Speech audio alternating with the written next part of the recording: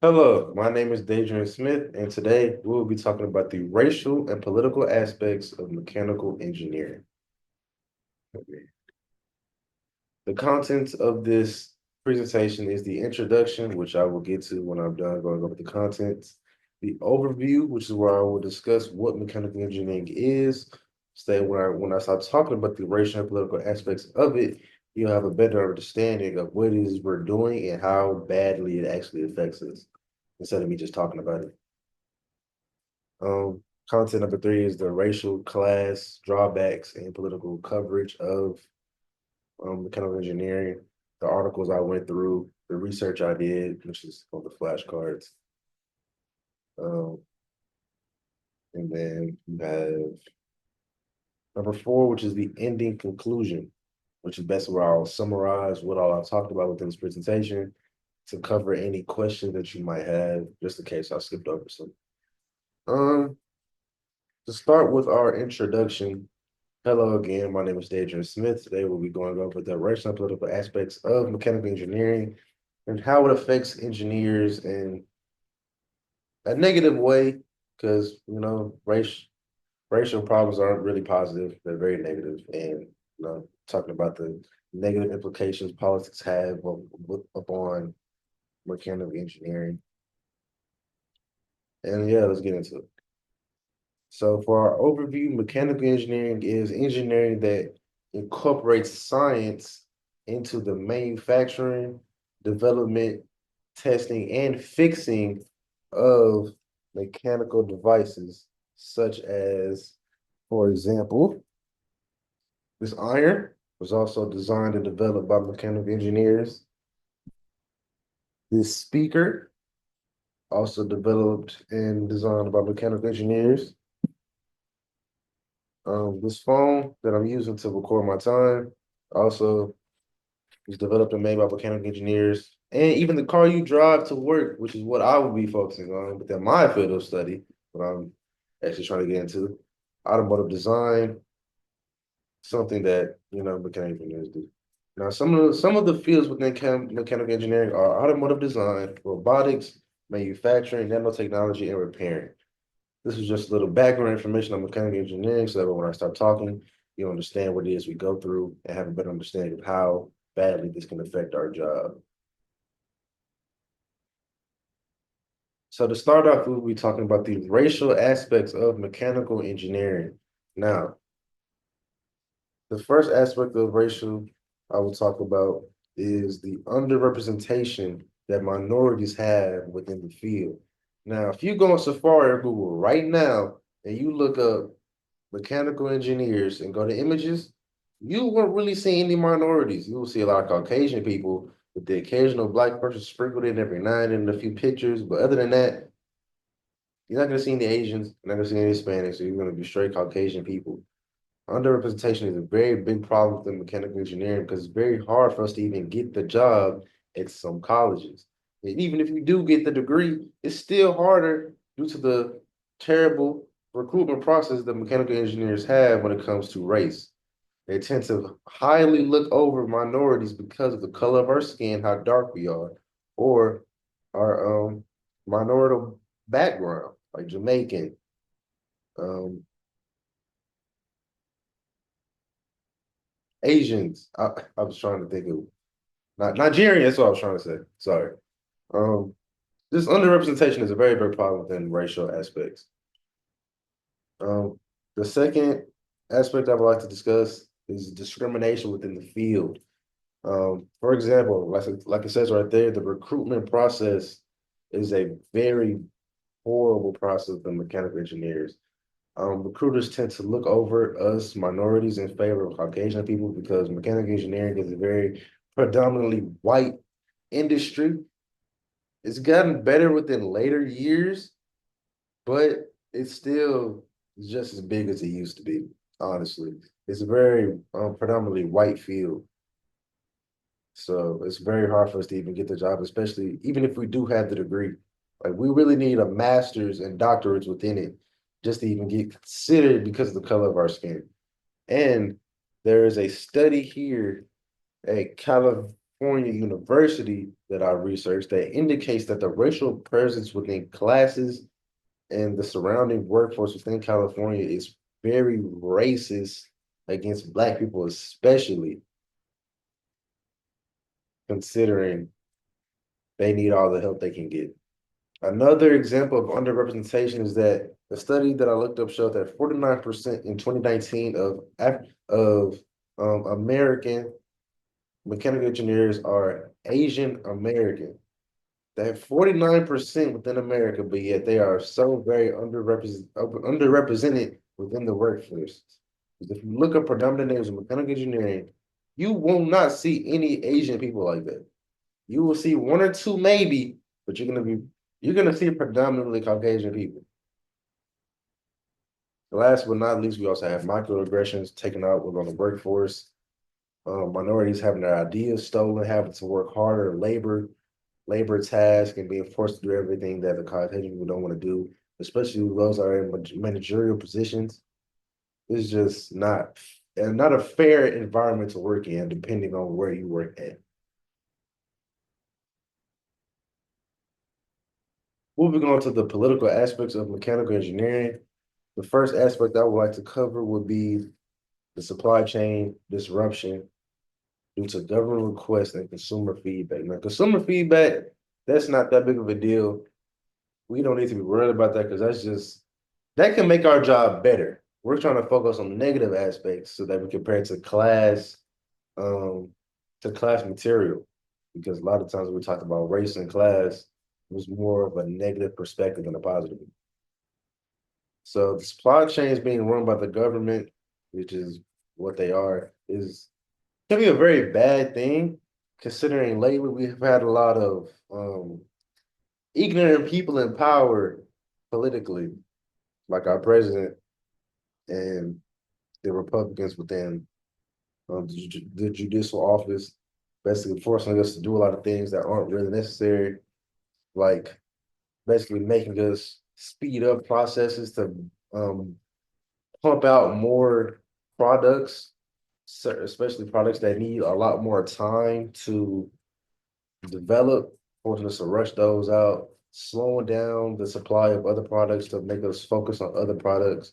Basically, just making us do whatever they want to do and build whatever they want to build the way they want it to be built, which can fall the maniacal control aspect of it, depending on the party in the house and the heads of the companies at the time, predominantly Caucasian, can just mistreat and just be very power hungry and greedy when it comes to the job. This can also fit towards race, the maniacal control, but we're going to focus more on the political aspect of it, which is funding. They control whether we get enough funding for certain projects, and they can also pull the plug on certain fundings for other projects that some of us might even be more passionate about than others, like building better cars, electric cars, cars that don't even need electricity. Some cars might, they're working on cars that need water to run.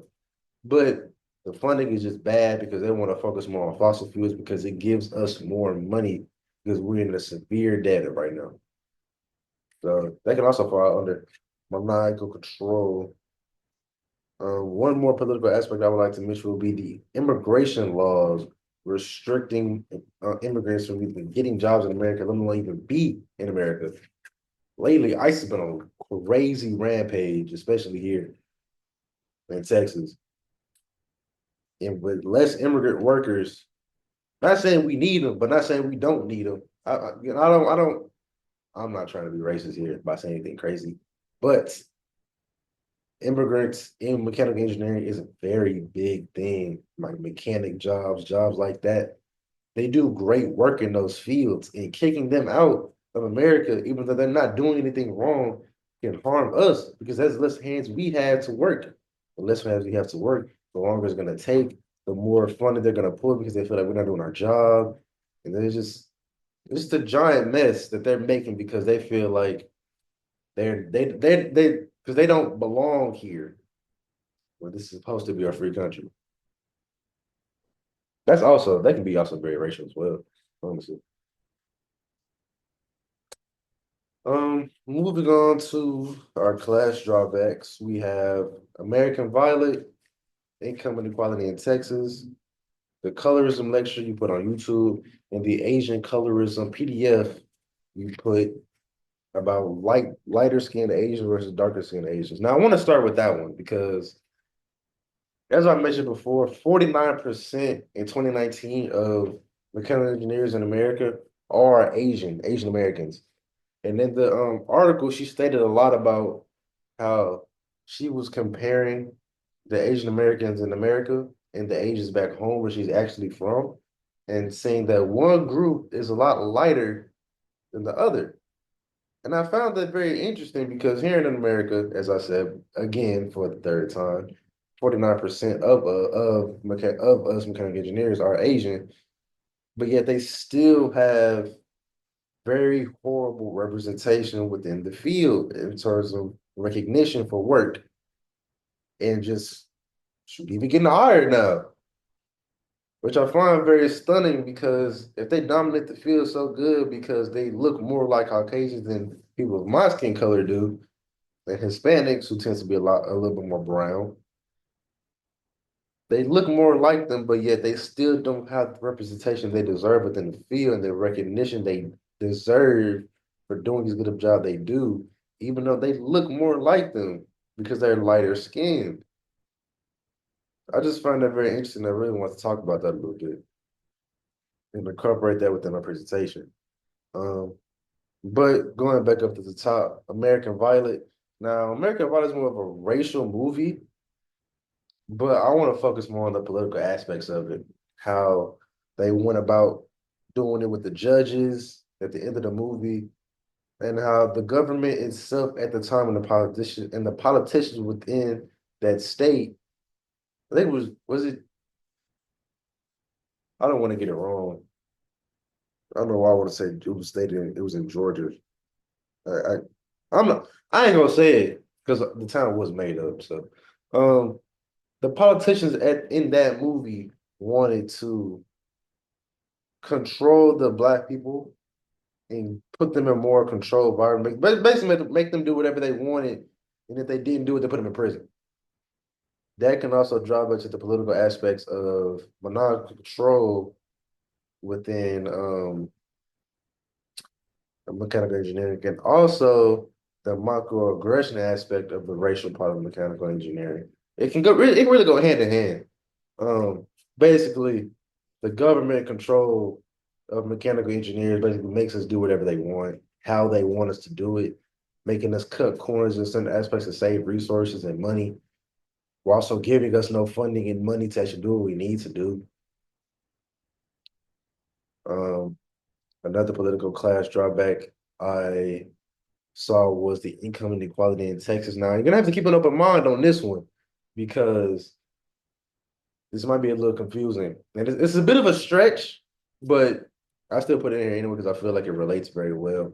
Now, when it comes to income inequality in Texas, it's basically saying how Texas gets lower funding and less money than some other states or most other states based on population and other deciding factors.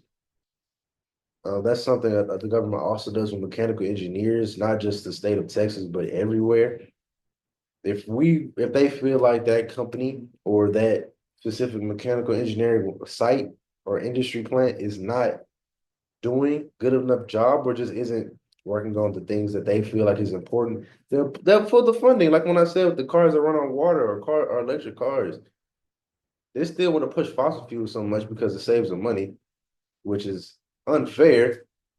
So they'll give them less money so that way they can't even work on that stuff and they can focus and they have to do fossil fuel cars because that's the only funding they're gonna get.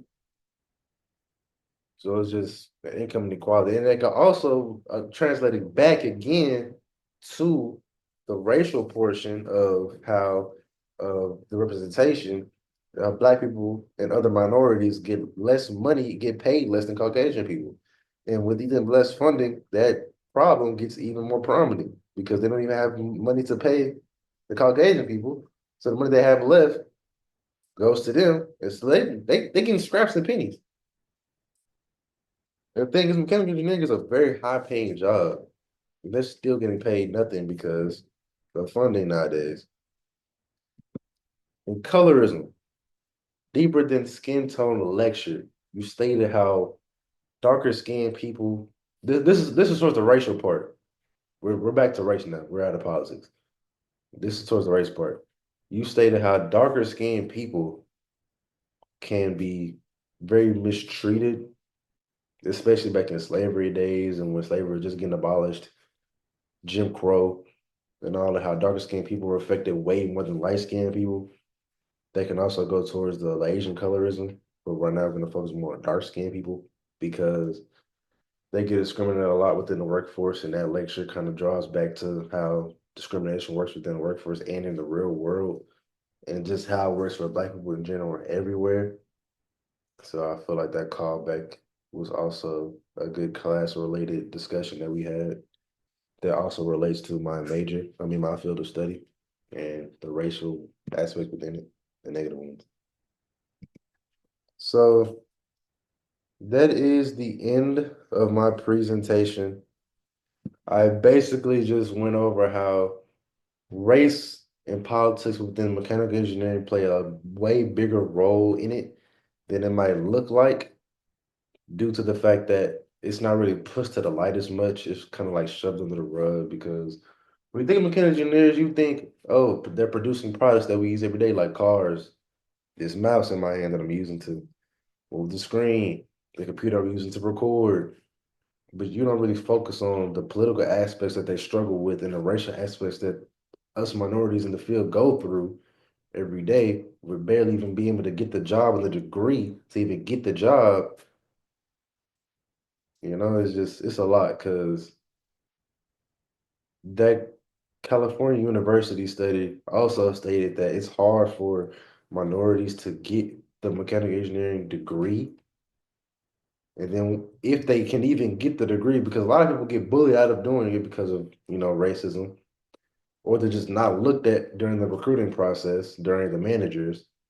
And even if they get the job, they're still faced with racial discrimination due to just blatant racism within the office, giving their ideas stolen, being isolated, and having to force them quit because of it. It's a lot to handle and deal with. So those are the effects of race and politics within mechanical engineering. I hope this presentation was enlightening and opened up your eyes to a lot of the discrimination and unfair treatment that mechanical workers get, not just minorities, but even the Caucasian with the funding and the political aspects. I hope this really just elaborated a lot and shine a light on a few problems within the field of study. But thank you for your time. I hope this was educational and beneficial, and I hope I did a good job. Thank you for your time, and that'll be it.